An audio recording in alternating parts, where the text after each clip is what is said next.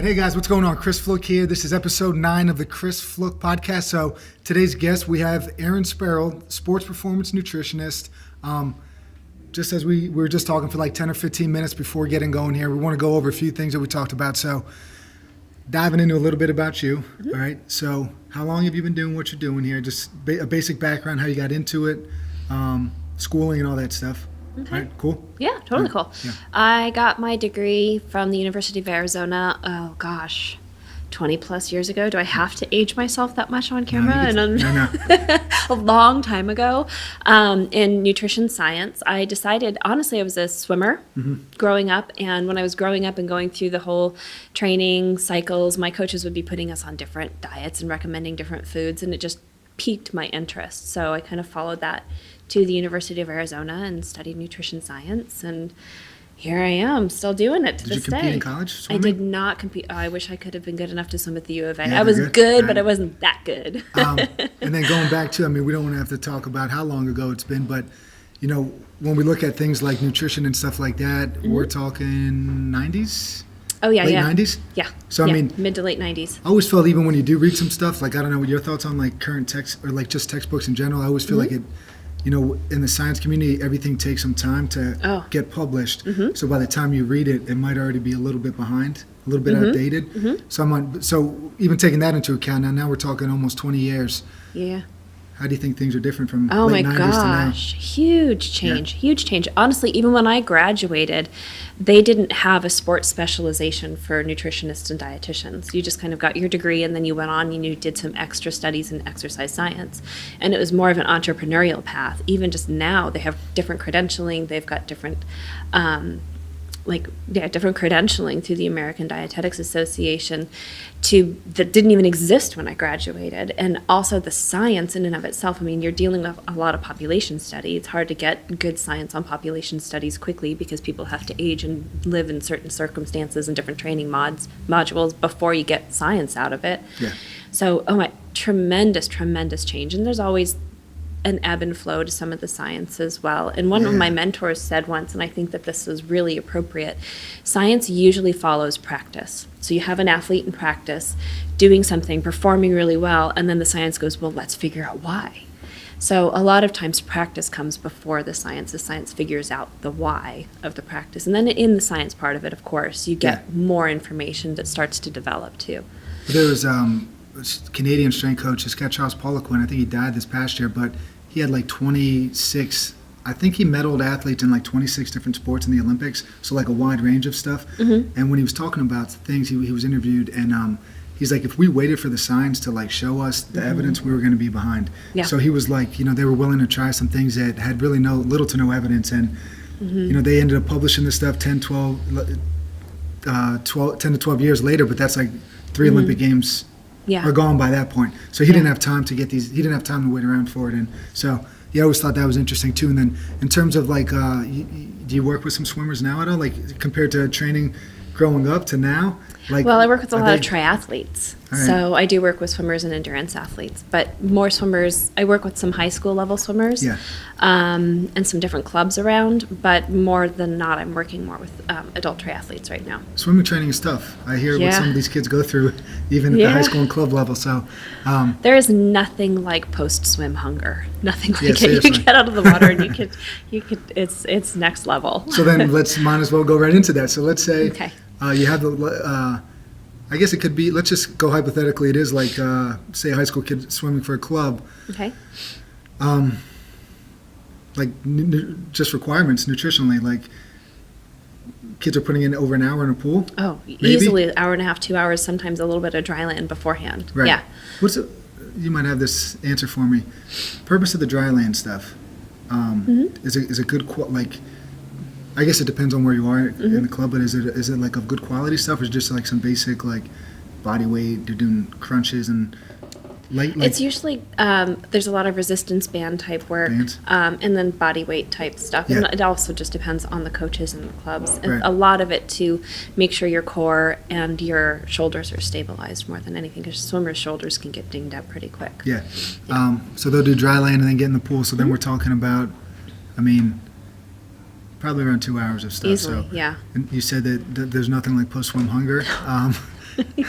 Can you almost get away with, like, I don't want to say you could get away with eating anything, but like, is that ever a recommendation if, you're dealing with kids that aren't even eating enough and you're just like, please eat something? One of the things I like to take, sport nutrition is an incredibly dynamic field. There's so much to it. What kind of athlete are you working with? What's the age of the athlete? Are they male or female? What kind of training are they doing? What's their lifestyle like? There's so many pieces of the puzzle. But really, the most important thing is there has to be fuel in the engine. So if I have an athlete who is a really, really picky eater, or has a difficult time, yeah, absolutely. What are you willing to eat? Yeah. And let's work from there. Because if I go to them with this idealized, overly, like, incredibly perfect meal plan, but nothing on it is something they're willing to eat, it's pointless. Most important piece of the puzzle, first and foremost, is your athlete has to be fueled. And then from there, you can take deeper dives and clean it up and change it up and balance out macros, make sure it's micronutrient dense, and clean it up a little bit. But first things first, the athlete has to be fueled. I get this question a lot from high school athletes and high school coaches, because the high schools will provide, and the athletic departments very often provide, certain foods that I don't always agree with. Yeah. And so the coaches are like, well, you said not this or not that, but the school's providing this for us and these athletes don't have anything else. I'm like, then give it to them. First things first, you don't want your athlete going out empty, on an empty tank. That's more damaging than putting a lower quality fuel in the system. So let's say I may have coached at a school that we had a game on a Friday or something, and hoagies and whatnot were brought in. I wasn't totally cool with that idea, but you're saying something is better than nothing. Something is better than nothing in that regard. And actually, you can take a sandwich, you can break it down, and you're getting closer to a 2-to-1 ratio of carbohydrate to protein if it's done well. Yeah. And then the athlete's getting amino acids that they need to help protect their muscles, and they're getting some carbohydrate to run their engines. So it's maybe not optimum, but still better than putting a football player out on the field with nothing in the tank. They're going to gas out and they're going to get injured. Yep, cool. Yep. So then even say, some coaches would be proactive and try to do some stuff, whatever it is, peanut butter and jelly sandwich, like on a half a roll, like, say you got a multiple event thing, you're going to have to compete a few times a day. How do you go about giving recommendations? Like, say it is, so Erin also works with Lehigh's Wrestling. So if you don't know the sport too well, it's like you're going to have to compete multiple times in a day, sometimes 4, sometimes 6 even. I don't even know. At the national level, if you get in the consolation bracket, I don't know how many times you might wrestle in a day, but it could be 5+ times. So obviously those guys have to make weight as well, but in terms of, they might not make it to the next day if they don't compete well on that given day. So how do you go about, it could be track and field as well too, where you have to repeat, or swimming even. We have multiple events in a day. How do you go about handling something like that even? I mean, just generally speaking, not super specific, it could be any sport, but. Yeah, well, we have to keep it general. If we're going to deal with wrestling, that takes a Let's whole push other level, wrestling off because to the they side have to for a worry about second. weigh-ins the next day, All right, which so let's say complicates the whole system. So let's do track and field or swimming, All right, because cool. they usually have multiple events in a day. Yeah. My usual recommendation for those is, first, if you've got a really nervous athlete, you got to keep the work on the gut super simple. So you don't want the gut to ask the gut to do a ton of work when the athlete is super stressed, because their gut's just not going to work the same. So I like to give the athlete really easy to digest simple foods, simple fuels as well. You mentioned peanut butter and jelly, and that's something that's often given to athletes, but I kind of pull back from it personally. Yeah. I like to see lower fats on game day and competition day, because they take the longest to digest.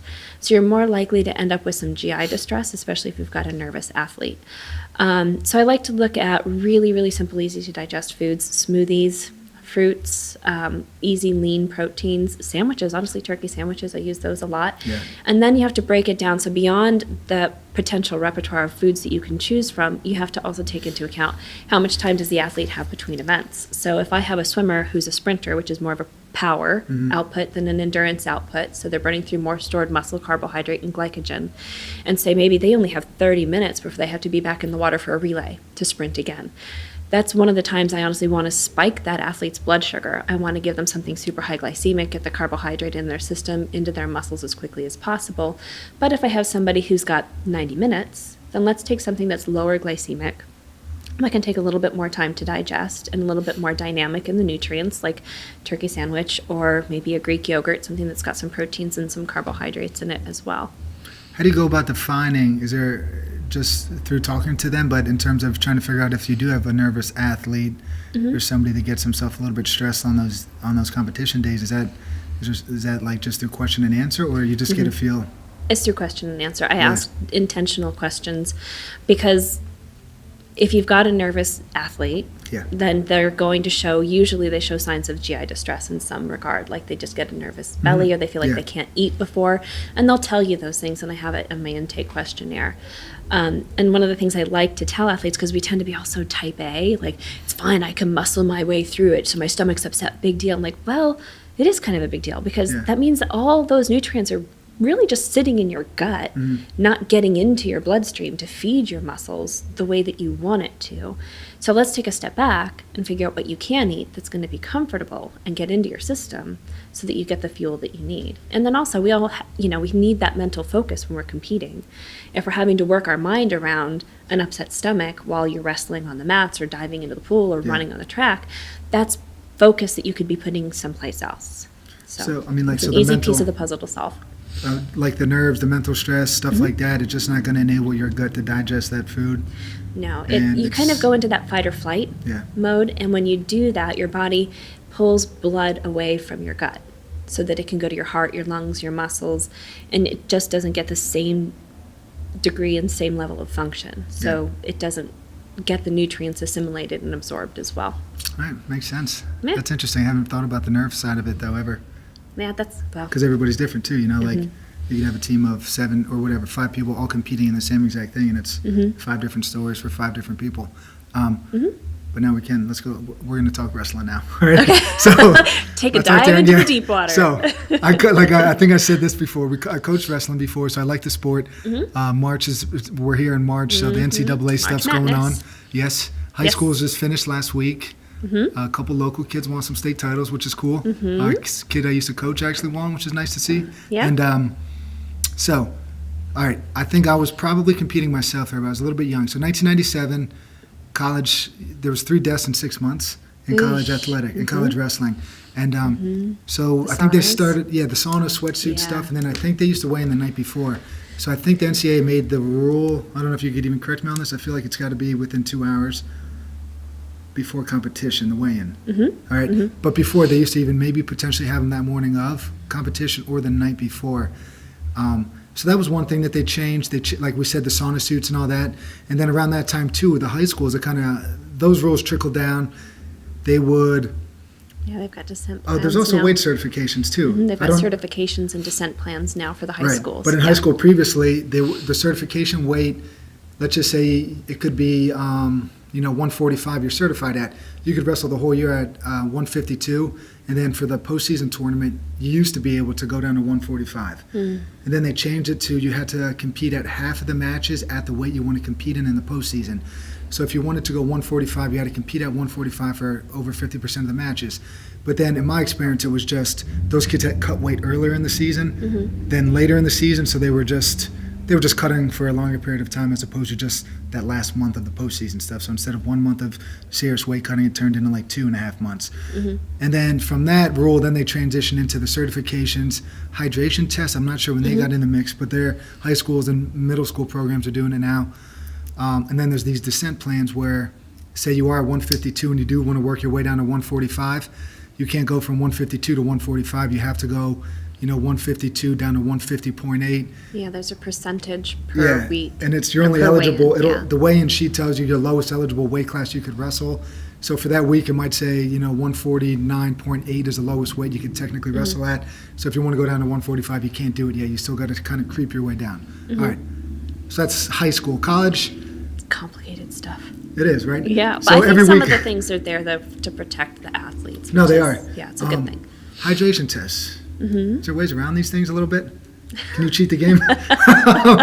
So, I guess you don't have to say yes or no based off of that answer. I will say I never recommend cheating that game because the hydration tests are there to keep the athlete healthy. Yes. I think I've seen. It is not something I would encourage an athlete to play around with. In NCAA, do the kids know their certification date when they're going to get their preseason. Is there preseason certifications? They right? get different weigh-ins. They get different times that they can do it, and So then they'll get but themselves by a prepared. specific date, they have to have their official. But they can start at a certain time, Right. and they can certify that weight, or they can say, "No, I want to try again," and they can kind of progress. But by a certain date, they have to have it certified. Because in high school, we'd have kids that were playing football, and then they had their wrestling certifications coming up. So during the course of the football season, they're dropping like 14 pounds just so they could get their weight down, so they could get certified and be somewhat hydrated enough to pass the test. So anyway, I was just wondering about that. So let's say we are working with these wrestlers now. Lehigh University, good program. Yeah, Mountain Hawks. I'm How so did proud you, of them. yeah. So Crazy proud of that They just team won right the now. conference. How tight They was that did. race? It was pretty tight. They had They have some a champs? season. Yeah. How many? What are we talking here? Champs. So I'm trying. I think we had 4 guys.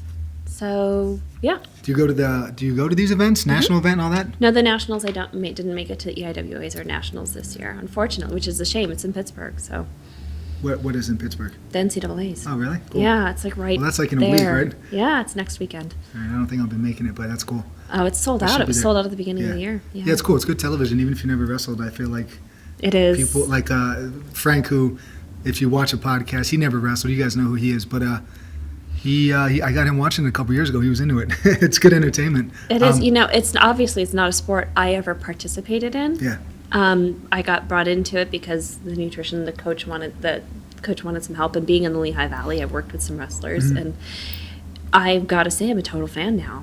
I am 100% a total fan. It's a really, really dynamic sport. Just the connection at Lehigh, was that sought out through previous work or previous relationships with the coach or something? Yep, yep. Cool.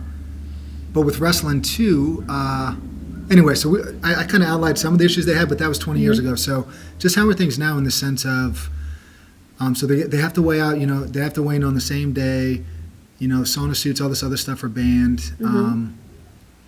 What is the typical, not to say that you are recommending this, but maybe just from your experience and just overseeing stuff, I imagine some kids might be more adherent to what advice you would give, and then some might want to do some stuff on their own. But anyway, what is a general sense, say the kid is a freshman at school, based off their high school experience on like weight cutting, nutrition, stuff like that? I don't know, what do you kind of see working with these kids? The adherence and the evolution definitely starts to take a little bit of a change as soon as they get to Lehigh. A lot of times kids come in with patterns and habits and things that they've established throughout competing in their sport. There is something to be said that they wouldn't make it to that level if they weren't already having some degree of success with their nutrition patterns and habits, because their bodies wouldn't hold up for training. They wouldn't be able to compete at that level to make it to Lehigh. So they really don't come in. In my opinion, there's an unfortunate stigma around wrestlers and some of the habits. And I think some of it comes from a lot of stuff from the past. That a lot of rules and regulations have come in now that has stopped. Yeah. The sauna suits, like sitting in saunas for hours and hours to sweat stuff out. But the kids come in, I think honestly the biggest one starting out is hydration. Keeping them consistently actively hydrated and getting them comfortable with being so consistently and actively hydrated. And it's a team culture. The team has a good culture around nutrition. And so the freshmen come in, and the seniors and the juniors, they're already kind of evolved through the process, so they kind of help bring the freshmen up along as well. All right, is this your second year? This is my third year with Lehigh. Cool. So these kids that are now juniors and seniors, you've been with them since they were freshmen. Cool. And also, being an athlete, I respect the fact that these kids are coming in saying, I know that this is what's worked for my body to this point, and this is how my body feels comfortable. It isn't my goal to step into their world and tell them, no, you're doing it all wrong. Yeah. It is, what are you doing? What are you comfortable with? Let's see if we can optimize it a little bit more. Because they do have a good sense, a lot of these kids, just intuitively from having competed at such high levels, how their bodies respond to certain things. And then I can just help them clean it up a little bit. On the last podcast we did, we were just talking about how there's some kids that come in here and work out with us. One kid's in 7th grade, and just how even today, I don't want to say I could look at somebody and know what they weigh in the sense, but you get an idea just from coaching the sport and being involved in it. What you look at a glass of water and you know that that's a half a pound. So Yeah. like, you might be able to take a swig. But anyway, like this kid's in 7th grade telling us, if I go to bed, 1.2 pounds over the night before, I'll lose it and I'll be good for 9 a.m. weigh-in. So anyway, you get super aware of like everything. And I guess maybe there could be some potential for like, I don't want to say an eating disorder, a disordered eating of some sense, but I think it probably could be that maybe as you get older, or you just have the super awareness towards weight loss. I mean, people could lose weight pretty quick. Not in a healthy manner, but like, I don't know. So, Yeah. I don't know. It's interesting There's how healthy aware weight like loss and not healthy weight kids loss. that wrestle seem to have like, Yeah. they have a great idea on stuff like that. It's kind of funny sometimes hearing them talk, but They do. yeah. So anyway, with the college stuff, now I've listened to with just some guys talk that might have a similar, role with an athlete, but this is for like, say, the UFC ranks and stuff like that. So you were talking about hydration, and there's been a concern of being in a dehydrated state and, head trauma, say, that they're worried about stuff like that too. So, I mean, the sport of wrestling is definitely very physical. It's not like football or anything where you're getting, or UFC where you're getting punched in the head, but I guess there's always the fear of that stuff too, right? Where it's like people are starting to become more aware about. No, we've not had only, wrestlers get concussed. Right, yeah. Oh, for sure. But I was just saying you're not getting punched every time, but it could get pretty close to that, I think. But so I mean, not only like, I don't know the numbers, but I know that there's, if you're like 1% dehydrated, your performance is going to dip by a certain percentage. So, but then there's also on the other end of that too, with like just the potential for injury and stuff. How about like, that was just a head injury, but anything, hydration and joint injury? Like, is there research on that? Well, one of the most common issues in sport is dehydration. And it's such a silly thing, and I think about it all the time because it's one of the most simple known things, but it's still one of the things that doesn't get balanced well. And the way we coordinate our nervous system is through hydration and electrolyte status. So if you're not well hydrated, you can't coordinate your nervous system as well to respond to any kind of competition stressors or reactivity or your proprioception, all that can get thrown off. Yeah. And when you're competing and you're working with athletes on this like Division I and these higher end levels, 1% to 2% timing difference can be the match. So making sure athletes understand that hydration status and electrolyte status, not just pouring a lot of water into your body, making sure you're getting enough electrolytes so that water goes where it needs to go and performs the function and gets the electrolytes where they need to go so that your body can work appropriately is hugely important. But it is unfortunately one of those things that gets overlooked all the time. I mean, we see Olympic athletes have issues, and there's with dehydration stressors. I have one of my Division I athletes the other day have an issue with a dehydration stressor, and it is it's unfortunate, but it's really very common. And I think a lot of it has to do with, as the science is evolving, we're understanding more and more that there's a huge degree of bio-individuality with sweat rates and electrolyte loss. Somebody can be a huge sweater, but only lose a small degree of certain electrolytes. So being able to do sweat, sodium, and electrolyte testing to understand what an athlete actually loses to be able to compensate and give them what they need is important. Is that looking at their sweat? Testing sweat? All right. But then too, kind of just circling back to what you said too about that high school kid where, say you have that 1% to 2% decrease, in high school, you might be okay. You might be able to get away with that just because you have incredible skill. Yeah. But then once you get to college and the gap between skill gets closer, that 1% to 2% is like a huge difference. It makes a huge difference, yeah. So it's not even worth trying to, you would be, if your stubbornness could potentially put you on the bench. It could, but a lot of times athletes, tend to learn from failure, making mistakes. Yeah. I was trying to find the right word for that. I was like, that's where I was going. They learn from their mistakes. And then if you have an athlete, but don't we all? And then we evolve from it. Yeah. So if you can take that mistake, put it in context and go, okay, this was the problem. This is how we fix it and move on. It's getting them to buy into at that level that they're competing at. That 1% to 2% makes a difference. In my sport, it was tenths of a second. Yeah. Yeah. What about the other sports now you're working with triathletes, say, where they have to do, a typical average triathlon. I don't want, just the people you work with, average person does it. How many hours of competition are we talking that they're on the move? It really just depends on the type of triathlon. You've got sprint triathlon sprint distance, you've got Olympic distance, and then you've got half Ironman and Ironman distance. So really, typical person you work with, is there any? Right now, I'm working with a lot of half Ironman and full Ironman athletes. So that's some serious time, you're looking at 10 plus hours for You the said half. half Ironman? Half Ironman, which So- is 70.3 miles. So what are we talking then on the bike? I think it's 56 on the bike, 13 on the swim, on the run, and the swim is just around a mile. I don't So have you the. do like a I'm half? doing one in June, so I should know these numbers like the back of my hand, not but a they big deal. haven't. I think I've got like a little. Like ahead of time PTSD, where my all- brain just doesn't want to think about how much I'm going to be doing. The numbers are just arbitrary, right? yeah. You'll be able to power And through then, so anything. it's 70.3 total, and it's 140.6 for the full Ironman, and That's you have some to serious finish the stuff. course in a certain amount of time. So, yeah, it's a long time. So if you're running It's a- for 13.1 miles, say, like, there's obviously stations there to hydrate. They have fuel and hydration stations on course, but you For fuel, what are we going? What are you leaning towards? Because they're constantly working. Like some of those, like I know a lot in the aerobic community or whatever.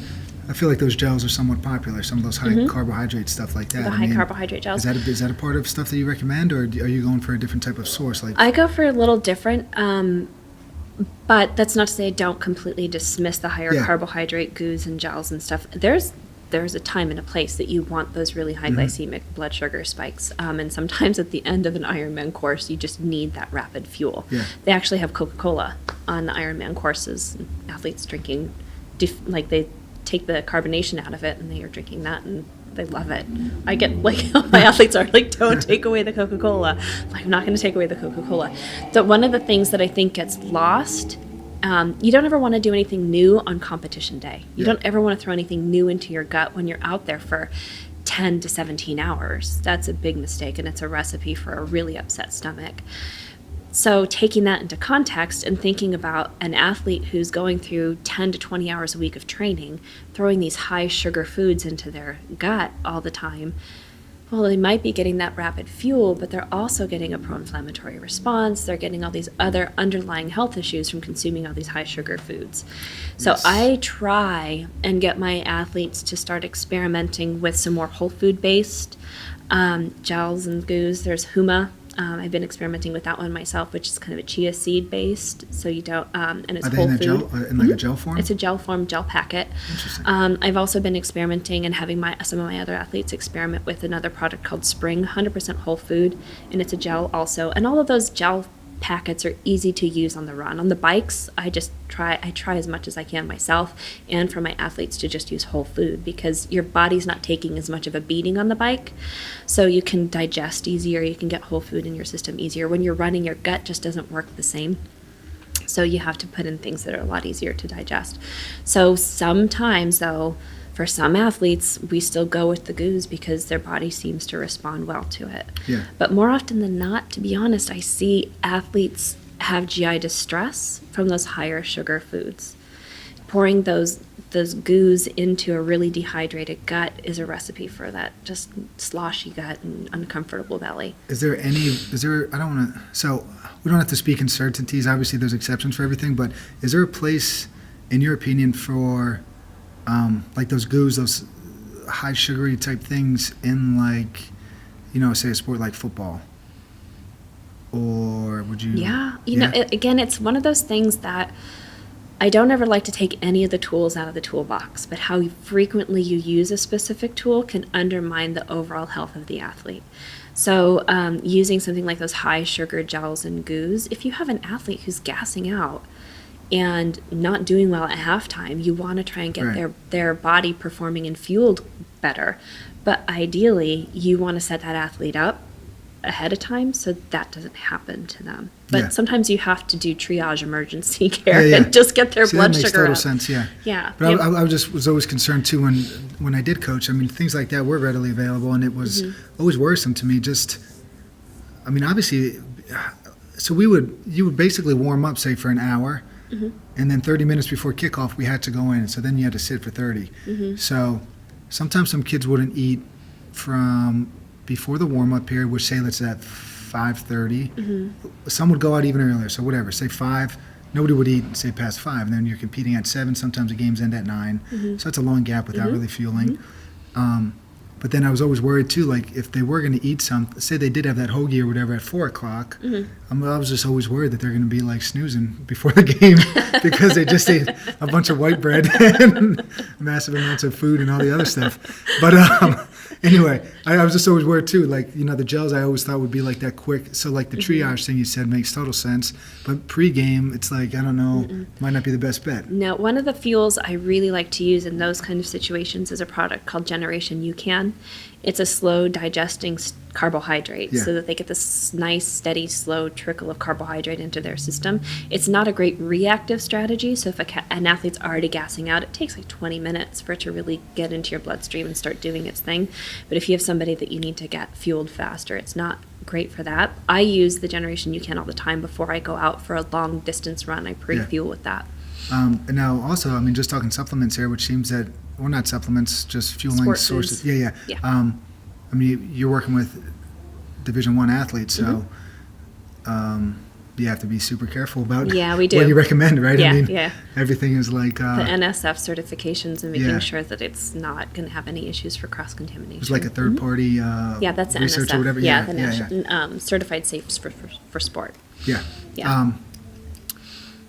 Sorry, and then okay. going with the so with the triathlete stuff too, that I just wanted to kind of go back to that. How long are those? What is the biggest one you could do? The Ironman, 140.6. And then you're doing that for that's a long day. Yeah, it sounds like. they cap the course. They close the course at 17 hours. So some people that like the pros and people finish it, sub 9s easily, but not most people. So you swam growing up, so the swimming part, I don't want to say is easy, but you have a background in it. Yeah, that's just, Is that a strength? That's a strength. But you're on the bike the most, right? Most mileage anyway. That's the most mileage. Most amount of time Most also? amount of time. Mm-hmm. So if you aren't great on the bike, does that kind of hampers the time? It can, yeah. Yeah. Yeah, but the nice part, the bike doesn't beat you up as much. So, yeah. And then the run is at the end? Mm-hmm. It's at the end. Yep. More than a couple years ago, I thought about doing a sprint, but then I just beat myself up. I don't think I was training right. I was just hurting. Swimming, hip flexors and stuff growing were all beat up. And I was like, all right, I'll just forget this ever happened. I honestly... never swam, so my swimming was... And I didn't float. I wasn't really... Yeah, I was going to say you probably sink. Yeah, your tail end drags. Yeah, so I was That's working too hard. That's why you certify for... You do a wetsuit legal competition. So it's sort of like you have your whole body in a flotation device and you just float. Seriously, that works? It does, yeah. They keep you floating. Sounds like Sounds like it should be illegal. No, it's not. No. You'll freeze in some water if you don't. Well, not freeze, but you can cramp up and get too cold. Right. No, absolutely. Wetsuit legal, 100%. So we talked about, what about you then? You said you're training for this. Mm-hmm. I want to get into some of your training a little bit. Is that cool? Pardon? I want to get into your training a little bit. So sure. You're doing a half Ironman. Is that Ironman. The first thing the next thing kind of on the list? That's my A race this year, yep. But you have a background in June swimming. 9th. Mm-hmm. Does that affect your training at all? Do you kind of not hit that as much in the sense that Honestly, you've got even my skill? coach kind of doesn't put me in the water as much because it's just, it sounds arrogant, I don't mean it arrogant, but I could get in the water and I could do 2 miles and I'm fine. Right. I just have to train for the endurance part of it. But because I grew up swimming is one of those sports, like you mentioned, it's an efficiency sport.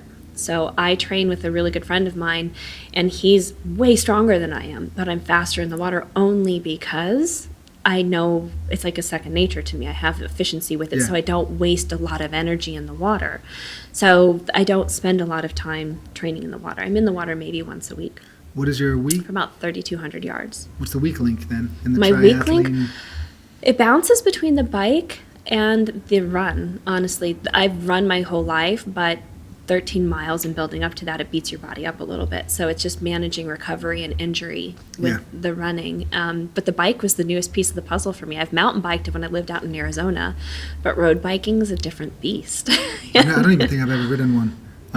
It's gotten to a point now where right? I'm enjoying it and it's fun. But cool. It's taken a good 6 months to get there. When you train on the bike, are you on trails or on the road or both? On the road. Right now I'm on my trainer. So in my house on my trainer going nowhere, which was super fun to get used to. Yeah. What do you do? Do you listen to stuff or? I usually put videos on YouTube to keep me, because if I just watch TV, I find if I slow down and I don't keep my pace and my heart rate in the right zones. So I like to watch videos and listen to music because it just keeps me going a little faster, more engaged in the actual exercise instead of zoning into a movie. Does so I mean, yeah, obviously the running will probably beat you up a bit. It does. Strength training involved in this? Yeah. A couple times a week, or yeah. How Yeah, do you break I do. that up? I kind of do my own thing to a degree, but I also have a coach. I have a triathlon coach, which if anybody out there wants to do a half or a full, I highly recommend hiring a coach. I work with Endurance Multisport here in the Lehigh Valley, and he just sends me, some weight training for the week. Last week it was swim-specific lifts. This week it's run-specific lifts, and he breaks it down. I have upper body and lower body on 2 different days. So you always split it like that, upper lower, for the most part, or does That's that the way change it's as well? written on my plan, Yeah. but some days adulting and life takes over, so I take both days and I put it into one because I why- end up needing... Why follow the plan, right? Just do your own thing. Like- Thanks, coach. Yeah. I'm just going to smish it all into one day. That's fine, right? That's funny. That's pretty much how it goes, right? That's just part of the being an adult and doing this. I'm not a professional triathlete, Yeah. so I have to kind of make it work around my life. So. How about sleep? You talk recovery here. What do we? Oh, Oh, first sleep. off, crazy. Sheesh. Important piece of recovery, but go ahead. Sleep, and then any other recovery modalities that you've maybe experimented with. Yeah, or that's like, a so what do you solid got? question. Yeah. First and foremost, I mentioned triage earlier, just with the higher glycemic foods, Yeah. if you got to get a blood sugar up, you got to get up. But one of the first things I ever dive into with my clients and athletes is what their sleep pattern is. If they're not getting adequate sleep, everything they're doing is just going to be like running on a hamster wheel. They're not going to be making the kind of progress they want to make. So I dive into that, try and clean up some sleep some sleep hygiene and help them get better sleep quality. What about these college kids? How do you pull that off? I talk to them, Give them and I hope they guidelines? take the words Yeah. and they apply it. A lot of times when they're in season, they're running themselves so hard they are just tired. Those kids. So I it mean, kinda wrestling just- is a sport where it's super disciplined, Yeah, and they probably work really hard, like you just said. But maybe college athletes are probably a little bit better off. But I hear some sleep habits with high school kids, and I'm just like, what are you guys doing? It goes up Yeah. to 1:30. yeah. And I'm like, you got to get up at 6:30. what are I you know. doing? It's an unfortunate thing that just the natural biological rhythm of a teenager. Yeah. They're more night owls, but they're forced to get up early to go to school, and they really what's your do thoughts run in on that? sleep deprivation.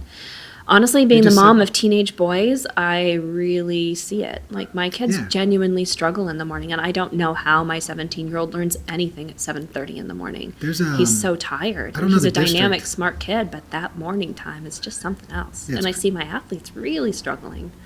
Yeah. Um, They get to college, they have a little more flexibility. Yeah, which is nice. And I think being an athlete in college, hopefully that there some flexibility with advisors and stuff in terms of scheduling. Hopefully, maybe, I don't know. I think so, Yeah, yeah. And I don't get that in detail yeah. with them, but they do seem to develop better habits. And you're right, from what I see and working with the athletes, they especially in season, they have a different degree of focus Yeah. and self-discipline. And I haven't seen in season any real chronic issues with sleep deprivation. They're all usually pretty good.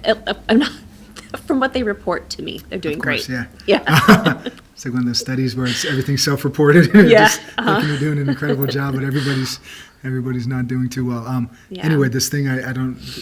So the author is Matthew Walker. He's got Why We Sleep, I think's the book. I just heard him in an interview, but there was some county, and I'm not sure where, but teenage car accidents decreased by 70% because they pushed the start time for school back 2 Yeah. hours. They've experimented in a few They parts have of the a country. lot. I can't remember all the statistics. My mind doesn't hold on to statistics very well.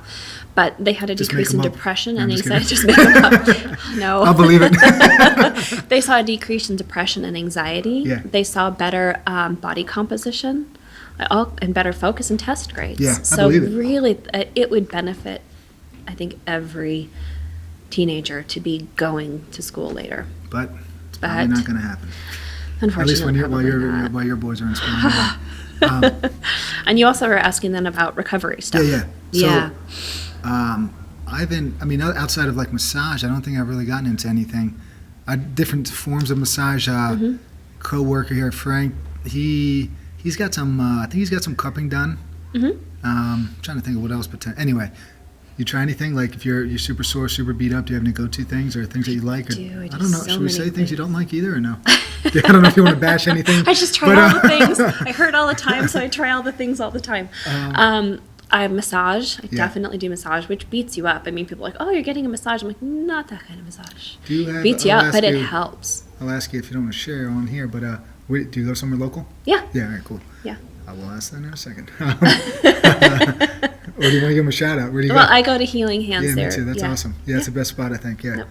I've gotten some crazy massage there where they you just go in athletic clothes and they'll pin the muscle where it is and then just move it through ranges of motion. So it's like palms digging into your pecs, and they do it for hips and all this other stuff. But anyway, it's pretty great stuff. I enjoy that. That soft tissue release is important. I prefer that over the relaxing massage personally.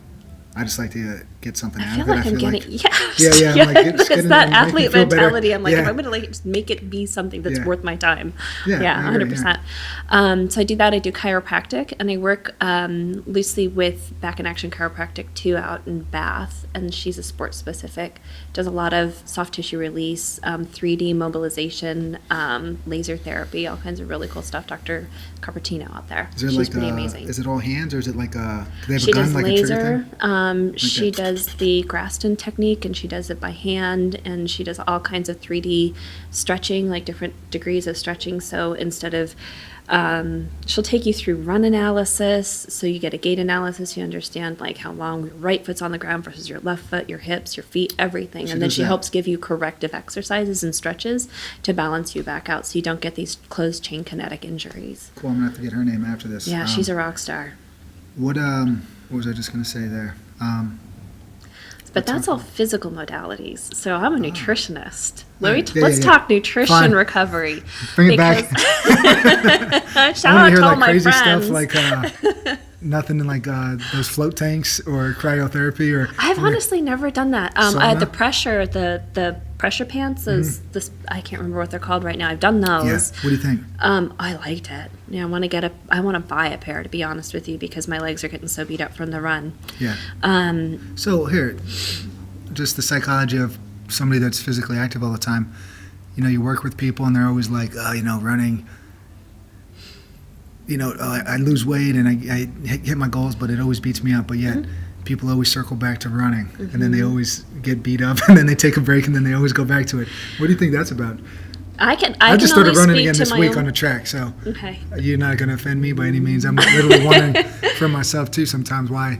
I enjoy it though mentally. I think it's like that's it. I think for me, even though I enjoy my time on the bike, and I can get the same kind of catharsis in the water, but to me, there's a degree of intensity that comes with running that has more of a mental release. Yeah. So I can push myself to deeper. Okay, this is, as an athlete, and I'm sure other athletes are going to relate to this, there's a degree of pain you push yourself to and then push yourself through. And when you get to the other side of it, there's a different kind of catharsis to that. And I get that more with running than anything else. In fact, I had a run the other day that seriously, it was up the back of Blue Mountain. I don't know where my friend took me, but it was insane, never ending hill. Yeah. And I full on started crying because it was so painful, but I didn't stop. It's pretty big of you to share that story. I don't care. It was so painful. Was your friend like, oh my God, what's going on? Well, I got to the top of it, and he looks at it, he was like, oh my gosh. But there was a quarter of a mile left, and he totally knew I needed to finish the run, so I did. But there's a degree of catharsis, I think, that comes from facing that kind of challenge and facing that kind of pain and pushing through it. I don't get there with a bike. I don't always get there in the water, but there's something about running, for me, that pushes me beyond my own personal thresholds, so I discover new degrees of strength. So that's my reasoning. Yeah. I can't speak to other runners why they keep going back to it, even though they get up the next morning, they're like, everything hurts. Yeah. Well, but then you go back out and run again. You should almost like get as fit as you can before you run, as opposed to using running to get fit. Because I think if you're not as fit as you can be, and let's just say you're carrying some extra weight, and then you go out and run, I think that's a recipe for disaster too. So it's almost like try to get yourself. You have to build into it gradually and do whatever you got to do. Start very small and go from there. But you build into it gradually. Don't decide to just go out and run 6 miles or 13 miles, or you're going to hurt yourself. Like the long training days versus, do you do like some interval stuff too? at all, or is it always? You mean interval training in a gym? No, sorry, like with your plyometrics type runs, like stuff? higher intensity runs followed by lower stuff. So, And intervals on the bike too. Yeah. the mental side of things, comparing the 13-mile run compared to the 4 miles of interval stuff or whatever you may do, like same effect, or is it a totally different feeling for you, do you think?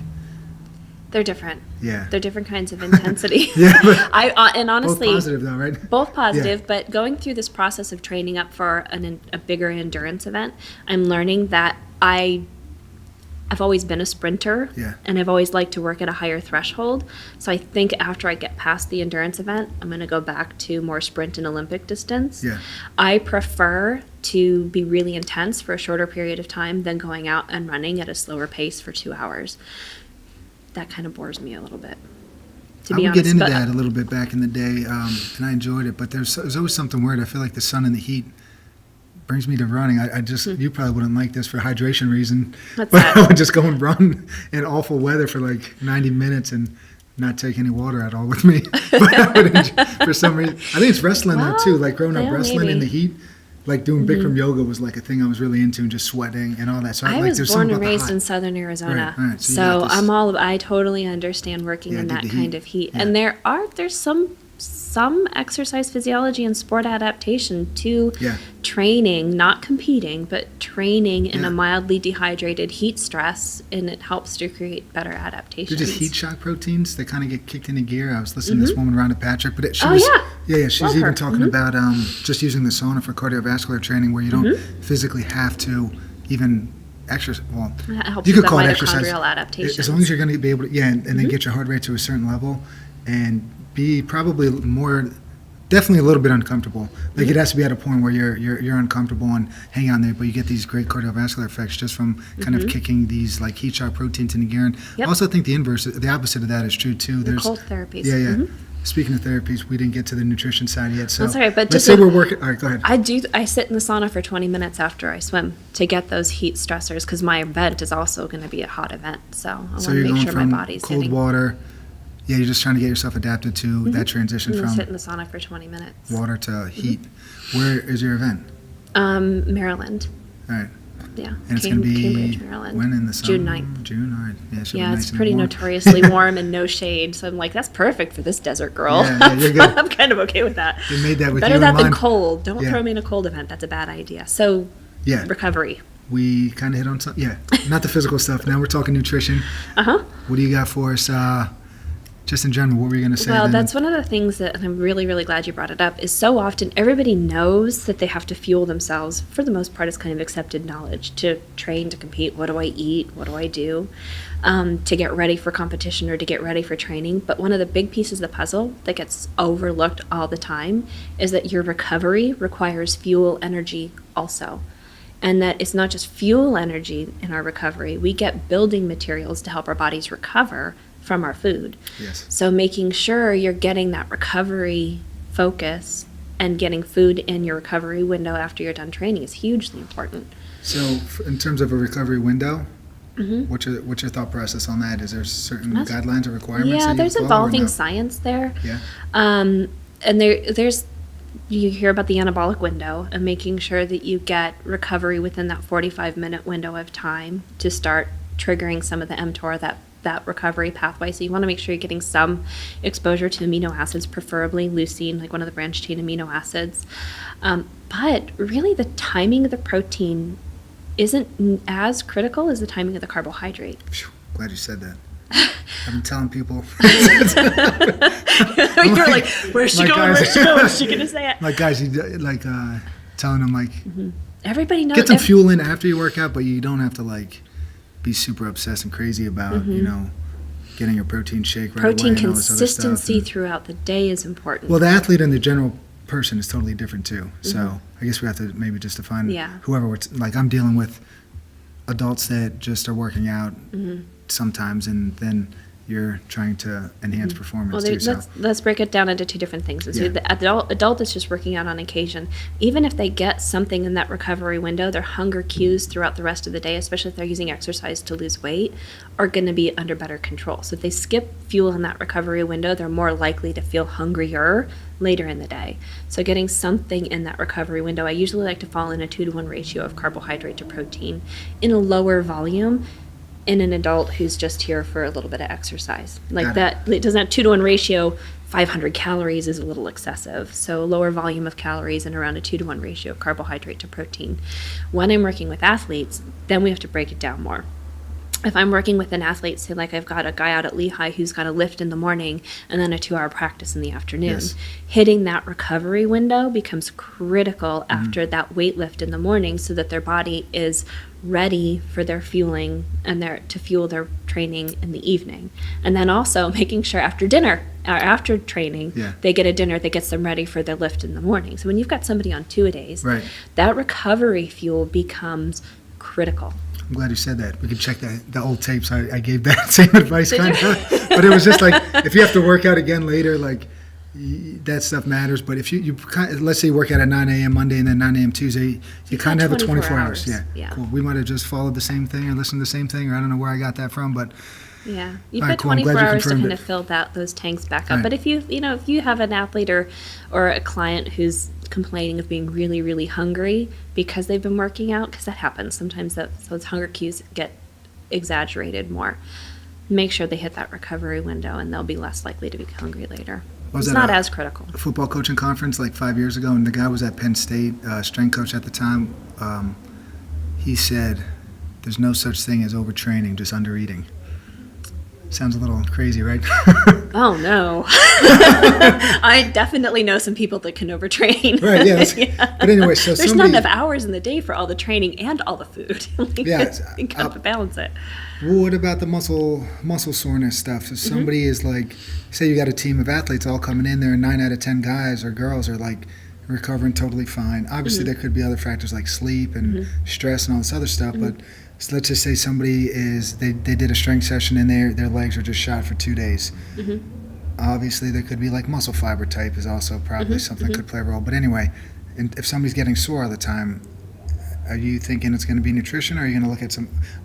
There's going to be more than one factor involved, but like it's usually multifaceted. if somebody, do you give out somebody's getting sore all the time? Do you change those 2-to-1 ratios at all? Do you up the calories? Like, do you try to use nutrition to get rid of the soreness? Yeah, definitely taking a look at fuel balance and making sure they're getting enough energy. If they're working in a constant fuel deficit, not getting enough calories, there's no way their body has what it needs to repair and recover because they're in an energy deficit. Their body doesn't have enough. You want to match or exceed, depending if the athlete's trying to build muscle, you want to exceed that energy cap a little bit so that there's extra building material to build with instead of just run the fuel energy. So definitely want to take a look at fuel balance to start with, and then the quality of the nutrition. So this is one of the things where, I joke that I get paid to tell people to eat their vegetables, but I get paid to tell people to eat their vegetables. People probably don't listen too still. Well, I'm trying to remember the statistics. I got this through one of my mentors at Guru Performance, that they ran a study with athletes' isocaloric, so the calories matched, but one group of athletes had a greater nutrient density, so more micronutrients, more vitamins, minerals, more plant-based nutrition, so more vitamins, minerals, antioxidants, all those things. They had, I think I'm remembering the number correctly, but they had a 30% improvement in recovery, and their C-reactive proteins were lower. So their inflammatory response to those microscopic injuries from training was less, so they could recover faster. So absolutely taking a dive into the quality of the nutrition. If an athlete's constantly sore, matters. And then there's other things that you can do, like the nutrient timing. If it's a female athlete and she's going in to her training and she hasn't prepped her body with the fuel appropriately, she's going to be breaking down her muscle in training and breaking down muscle in recovery. So if her timing of her nutrients aren't on point, she's going to have a harder time recovering. You brought up a good point that I was going to ask earlier about inflammatory response and stuff like that. So girlfriend's got an autoimmune disease. Like 5 years ago, we just started diving into like anti-inflammatory food. So like pretty much have a hard time. Like, that's where my whole thing with, like, seeing hoagies and stuff like that, I know in the mind that it triggers inflammation, and you're like, you know, you're trying to work out and try to, like, Yeah, the white flowers. things like that too. So I always had a hard know. time with it too, and it's I like, know. yeah. But anyway, I mean, so the calorie is not a calorie in that sense. When you talked about that study you just talked about You have with downstream effects that can have a negative impact. Yeah. Yeah, I just always had a hard time trying to recommend foods. And when you look at guidelines, say, like we talked about some of the textbooks and stuff, or, you know, Gatorade's coming out with their charts that's like, eat this bar, get some of these goos. Like, they have like a whole timeline of events. Always better chug to a go Gatorade, whole whatever. food. Yeah. And it's like, I mean, there's like, you probably add up the sugar in this stuff, and it's like, and then kids are doing it every day almost. And it's like, you're not really training hard every day. Yeah. Maybe some of these competitions might require something like that, but I mean, It's a generally, tool just try in a to toolbox, Yeah. but it shouldn't be what you use to build your foundation with at all. Yeah, and I mean, inflammation is like the trigger of all illness and like issues. So I've always just had a hard time with that, with those. I completely understand. Yeah, I right. completely understand where you're coming from with that. You know, I that's why I like to break it down to, first and foremost, got to make sure your athlete's fueled. And not every athlete's going to have the availability Yeah. of premium fuel. But first and foremost, they've got to have fuel. Otherwise, the damage done to their body having nothing in their system is worse. So start there. But then when you have those opportunities to educate them, to expose them to other things, and to build into their repertoire of healthier, more whole food options, 100% on board Yeah. for that. 100%. All right. So it's almost like a transition process too, where it's like, if an athlete or a person is eating total junk, maybe you could transition in to less junk food. Yes. And then from that less junky food situation too, Yes. maybe something with some more nutrients. Then from that With situation, most something people, better. in my 20 plus years of experience, I've kind of learned that you can't really step into somebody's world Yeah. and turn it 180 degrees. You have to meet them where they're at, get them to take the next couple steps, and then just keep progressing And them. then adherence is the number one thing, right? Because you could, like you said, you could give somebody a meal plan and they're not going to follow it. So Yeah, 100%. then what? You do all this work at home, and then you can't blame them for it. You kind of have to blame yourself for almost setting them up for failure, I guess. And they have to be comfortable. I mean, there is a dynamic emotional relationship with food. As much as we can take it and break it down to all these sciences and the nutrients and the micronutrients and metabolic pathways and all those things, there's an emotional relationship to food too. And so when you have an athlete come in, being respectful of that and working within that reality also is important, because like you mentioned earlier, you can trigger unhealthy relationships with food if Yeah. you're not careful. So making sure that, like, when I work with my athletes, a lot of times I have them write their own food lists. And then from there, we start to put together their meal plans instead of me coming in and saying, these are the foods I think you should eat. If you and I went to a foreign country and we sat down and they put food in front of us that we've never seen before, I don't know about you, but I'd be a little apprehensive sure, to yeah. just dive into that plate of food. That's why the McDonald's is in like Japan and stuff for all the Americans that are scared to eat the normal food. So you do that to a kid, you're not going to get adherence. You're just going to get more pushback. And Yeah. then the level of amount of energy it's going to take to get buy-in from them further down the road becomes even harder. Yeah. I had one athlete, one of my wrestlers, when we were doing his vegetables, the only vegetable he put on his list was green beans. I'm like, you're going to be eating a lot of green beans. He's like, I am okay with that. Right. I'm like, all right then. Fine. Yeah. 'em up. But then so you just establish that level of comfort. And then once they're comfortable, it's easier to start to introduce new options. But you don't want to start out with this plate of crazy, unexpected food, or you're not going to get adherence. Exactly. And adherence is the name of the game. Yeah. Yep. All right. Now it's time to get to some good stuff. You need to help me out a little bit with my job. Okay. Somebody works out twice a week, Okay. 1 hour each session. Okay. They're a mother. They work. They get super sore. She also had a bit of a hiatus. 10 days didn't work out. She has people telling her she needs to get some protein after her meal. I was just After like, her meal or her sorry, workout? workout. Sorry. So my thought was just maybe give it a few workouts and see how it goes. But let's say you have a situation like that and somebody's coming to you and they're marketing for some of this stuff. I know we already talked about it, but the eating window thing, preventing muscle soreness, general population. I mean, you just want them to eat. Would you just recommend trying to get some meals in throughout the day? Like you have that 24-hour window, right?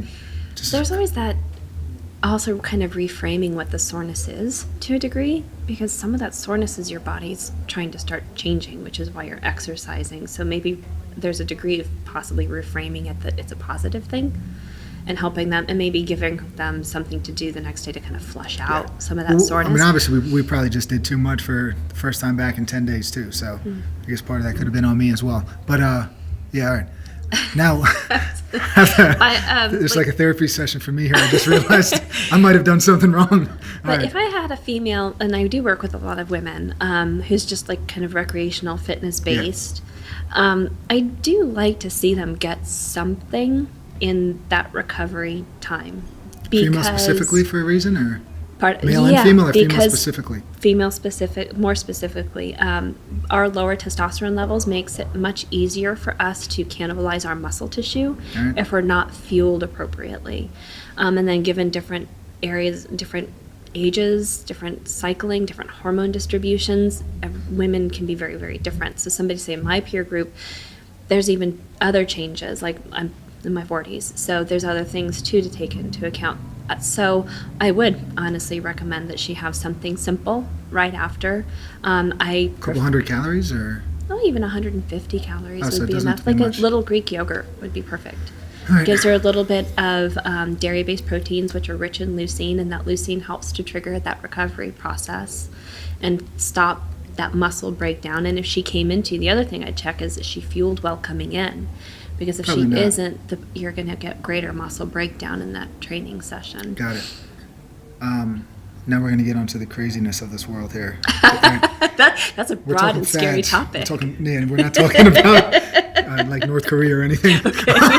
Wait. I have a very specific specialty. We're hammering out a bunch of crazy fad ideas. So I read fairly often. One book. Actually, two books I've read recently. They both... So one was my dad was a bodybuilder. This was like the golden years of bodybuilding. So I don't bodybuild, but I'm interested in like these old physique guys that, not the people that look now they're a little bit crazy, but back in the day it was a little bit. They just looked different and they were more athletic and were able to do like some strongman events and like backflip. Like I don't know, they were just more athletic looking people. People in this book then, so the articles, they were from a magazine and they were written at the time, so 1965 to 1971, so they were like kind of like, real-time articles just all compiled into a book. So you're reading stuff from like 1965, and so all these guys were doing all kinds of stuff too that people were going low carb, people were fasting for like 4 days, people would cut a bunch of weight prior to putting on a bunch of mass.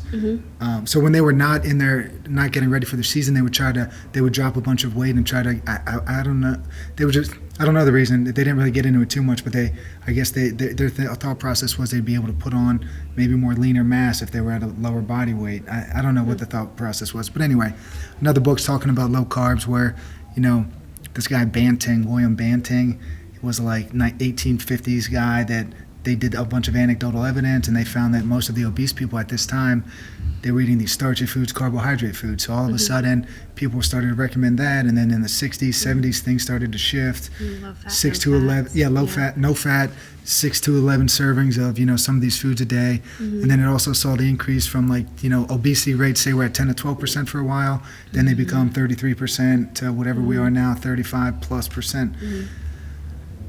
So people see stuff like this. I'm sure people ask about things. Well, these could be quick answers to that. We don't have to go into too much detail, but general population fasting. People ask you, say, hey, what's your thoughts? My thoughts on thoughts? that? Yeah. I love Dr. Patrick, and I'm following a lot of her research on the time-restricted eating and intermittent fasting. Same exact thing. I love her. I think it's fantastic and really amazing, especially the neurodegenerative and the cancer prevention issues. What's your eating window? Because I'm actively training and I'm female, I am not doing time-restricted eating right now. It's not something with my training load, it would be a mistake. But it's something that I'm gonna, after I'm done in June, I'm gonna start playing around with it. Again, that's one of those it depends. So for me right now, not a good idea. Yep. There's no way That's I could the get best enough answer, fuel. by the way. It depends. Yeah. I tell My people that mentor, people Bob want, Siebohar, used to do that to me all the time. I'd ask him a question. He'd go, well, it depends. I'm like, freak, just give me the answer. that's what, see, I think I work with some people and they want me to be, I talked about this with, like when I deal with parents that have kids, I just want them to have a good positive experience working out, basically. And it's like they want their kid to be a great athlete, say. And I'm like, I could guarantee I could help them run faster, be stronger, and jump further. But really, it's just trying to keep things positive. And I don't always have the best answer. It's like, I don't know. Like, honestly, it could help them. Like, that's my answer, and they don't want that. Or the other person comes in, can you help me do this? And it's like, probably. Yeah. I think I can, but then we need, like, adherence on both ends, and we need to, I don't know. So it is, It's people a want, dynamic thing, too, and we're in our fields, and so we understand all the variables at play where everybody else just kind of wants that simple answer, which is where a lot of these fads come from. Right. Is there's just an oversimplification. So, and I get that. It's dynamic and it's kind of complicated, and that's why I have a career, because it's dynamic and it's kind of complicated. Yeah. You can't just eliminate fat. Great, you're going to eliminate calories. People are probably going to lose some weight, but did you improve your health over the time being? You can eliminate or severely restrict carbohydrate. Okay, most people are going to lose some weight, but did you improve your health on the whole? And it really, all the things are important. It's just how you balance them. And the weight gain that we see in our country over the last few years, last few decades, I think a lot of it isn't just the macronutrient distribution, it's the overconsumption of fuel in general. Yeah. People are over-consuming food. And sometimes when we take these diets and we label them as healthy, oh, low fat, no fat's healthy, people then eliminate the fats, but they still consume too much fuel and gain weight. And so it becomes a slippery slope where things just start compounding, and then you got some serious issues.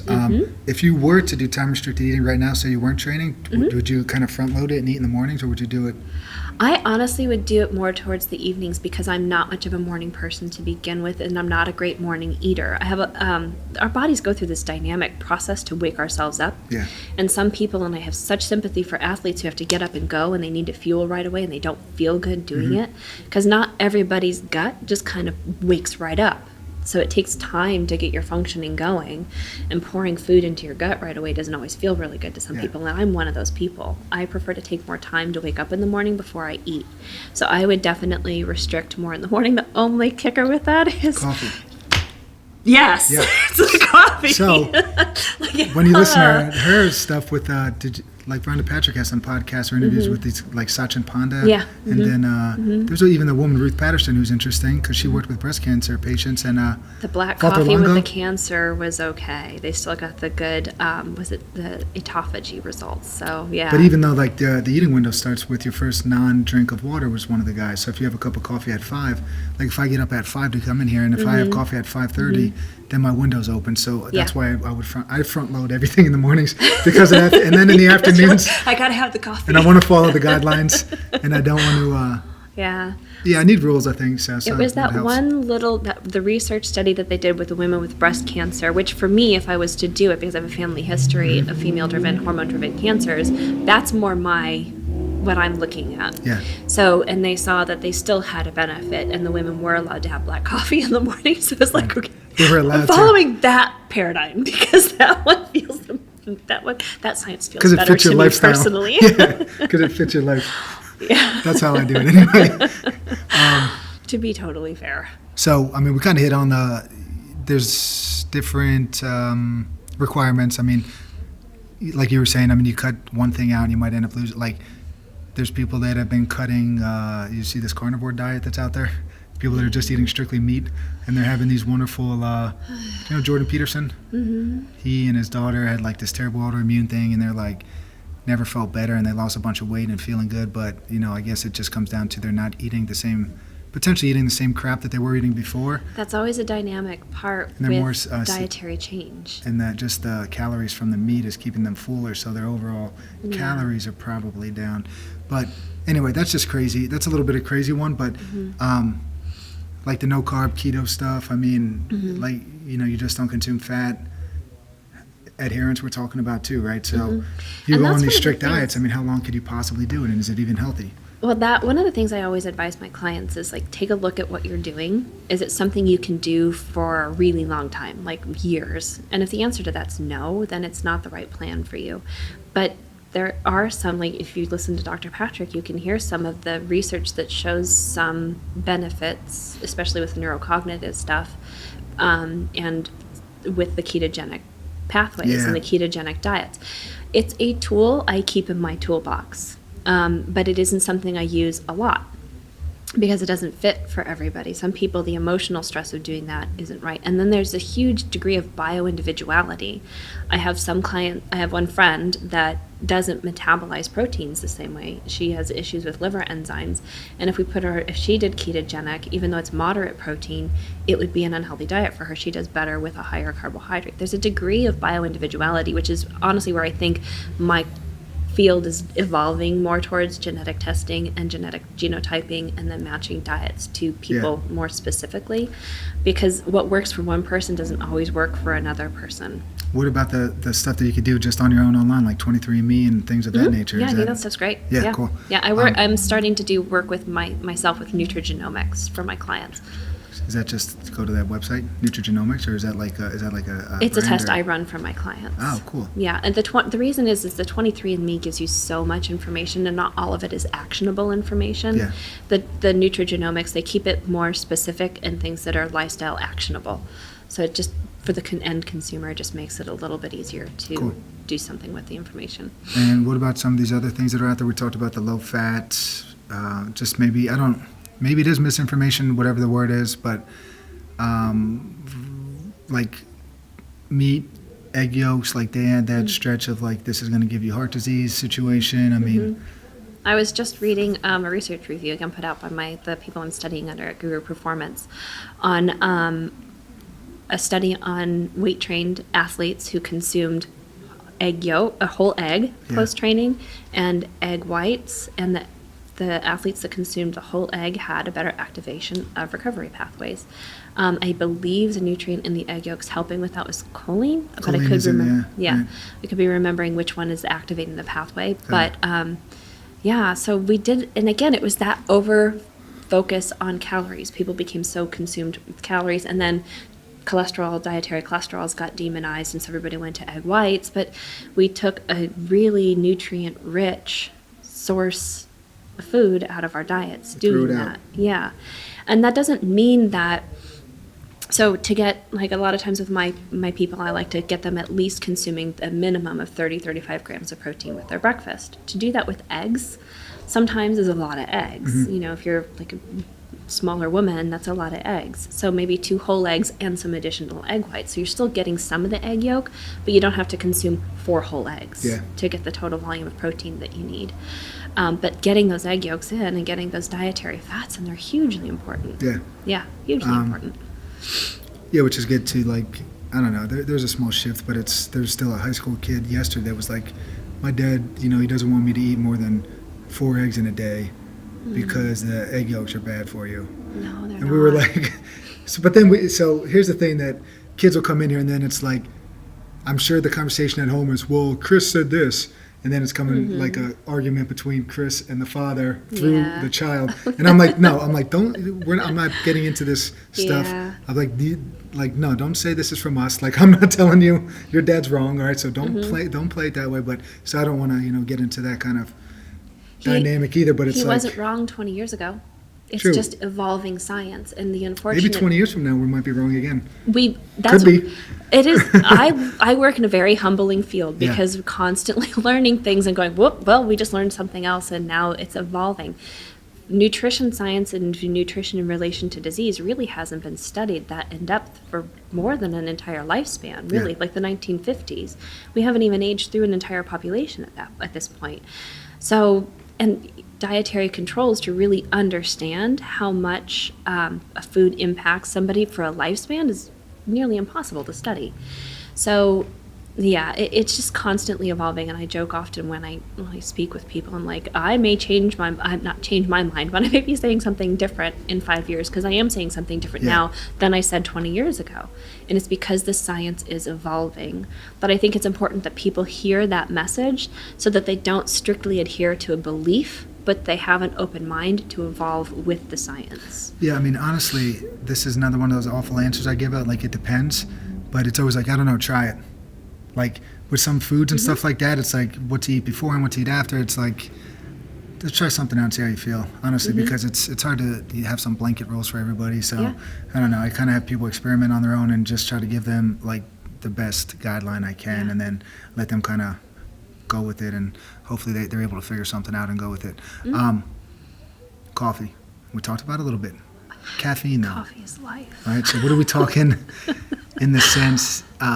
See some stuff. Some people.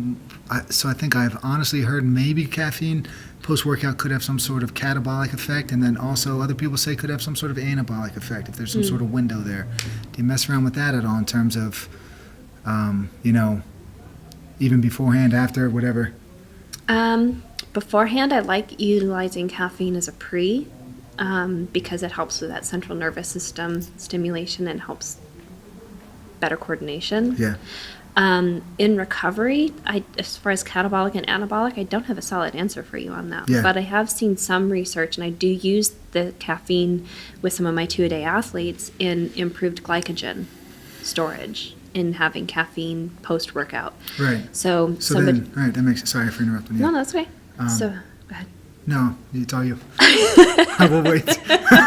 So when I have somebody who has, a narrow window, like a 9 a.m. lift and then a 4 p.m. practice, I'd like them, if their body is tolerant of caffeine and they can consume it, they enjoy consuming it, then I encourage them to have some caffeine in that recovery window to help improve that glycogen. So the glycogen is going to help with like muscle repair and all that, and then the caffeine helps kind of just trigger a higher percentage response type of thing, like depending on how you're using it. The caffeine in recovery helps to get glycogen back into muscle storage tanks and liver storage a little faster, greater efficacy. Got it. All right. Yeah, efficiency. So Cool. Anything else you want to chat about? I think we're going to wrap this up soon. No, I'm good. All right. Yes, Fiegel. Okay. What do you got? More than one, it looks like. Your note sheet there. Go for it. How about alcohol consumption working with college athletes? Oh, that's a solid question, and that's one I have had why we a got lot him here. of coaches. I've had a lot of coaches say, "Hey, can you say something about this?" Boy, that's a challenging one. Honestly, it's pro-inflammation, and it's not a great recovery aid. And they tend to, is some research out there because of the relaxation in the central nervous system from alcohol consumption that it can benefit recovery to a degree. The problem is that the degree is like a drink. Going beyond that is what tends to happen, and then they get too much toxicity. You get too much alcohol that your liver's trying to detoxify, more inflammation, slows down recovery, causes all kinds of problems, issue with dehydration, all kinds of negative stuff. It's a thing dealing with college athletes and trying to help them understand how it negatively impacts their ability to compete and recover is a part of what I do on a regular basis. But those same positive effects, you could probably get them elsewhere too, right? Oh, you absolutely can get those positive effects elsewhere, yes. Yeah, but I've had athletes, we live in the day and age of Google. So the athletes come to me, well, I saw this, and they're not wrong. Yeah. But putting it into the right context becomes important. 20-year-olds, having one drink, gotta have some discipline there. It tends to be more of a binge drinking, which what about the endurance, absolutely negatively impacts them. athlete community? How do they rationalize, I'm going to go run 22 miles and then we're going to have some beers and nachos. What's up with that? I've always wondered, eating Skittles and beers and nachos. Do you think it's okay? That's a really or good question. I mean, I don't know. You They run a haven't race talked and they to give me you if beer they think afterwards. it's okay. It's I got to be honest. I don't drink beer. I can't stand beer. But they gave me a beer after I did a Tough Mudder, and that beer was really appreciated. I didn't hate that beer. You're feeling good then. That was appreciated. Was it the best tasting beer you've had, or no? Yeah, and right. Only best tasting beer ever. One and only. One and only. Did you have another question? Yeah, what do you got, man? Working with parents when college students go home from break to spring break or winter break, there's probably an influence, if I'm correct, in terms of the eating habits they establish at home and then the eating habits they bring in school. Could you speak to that at all? Yeah, absolutely. Honestly, I find that when athletes go home, they have an easier time. because they're more adapted to that. And I've not run into parents who aren't willing to do and prepare things for their college athletes. More often than not, where I find an issue and have more of a struggle is getting college athletes adapted to food services on campus. A lot of times sometimes there's weight gain because they're on campus and now they've got burgers and fries. They can make all these other choices. There's dessert buffets, there's cereal, there's all these indulgent foods that they have easy access to. Or I even have athletes who lose a ton of weight because they don't like any of the food that's available, so they food restrict. So honestly, going home is usually a breath of fresh air, and they can kind of get their habits back under better control. It's on campus I tend to find a bigger struggle in helping athletes. Yeah. He's also kind of college Okay. age, so I think maybe that's where the college theme is coming from. Fair enough. So if we were to, just kind of where to find you and stuff like that, and if people wanted to seek you out for some advice or potential services, I mean, what do they do? I'm all over social media. Yeah. So Erin Sparrold, I have both a business page and a private page, which is also a business just your page. name? All right, cool. For Facebook, and then Twitter is also Erin Sparrold, and Instagram is also Erin Sparrold. Cool. Pretty straightforward. Makes sense.